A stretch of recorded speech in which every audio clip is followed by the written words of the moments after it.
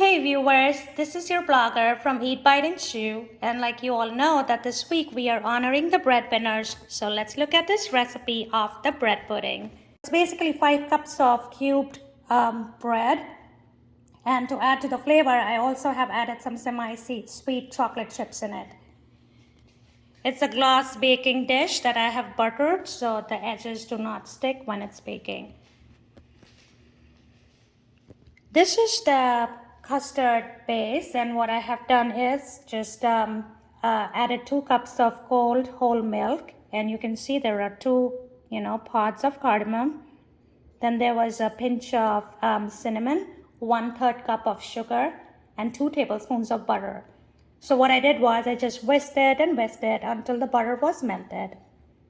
After that, I just let the mixture cool down for maybe half an hour or something. And once it has cooled down, I cracked in 4 eggs and then whisked it again. So that was my custard base.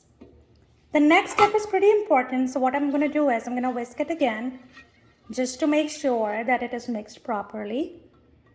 Okay, we can put this away. And now I'm going to take this thing and then strain it. So if there are any eggshells or pods, it can be caught in the sieve. So there you go. Okay, that looks good.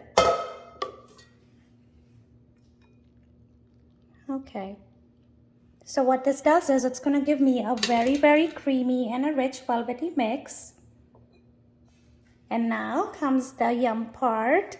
I'm going to pour this mixture over the bread pudding and let it soak for at least an hour.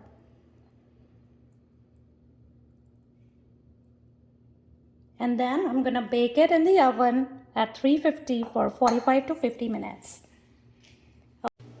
Alright, so that's been baking in the oven at 350 for the last 50 minutes or something.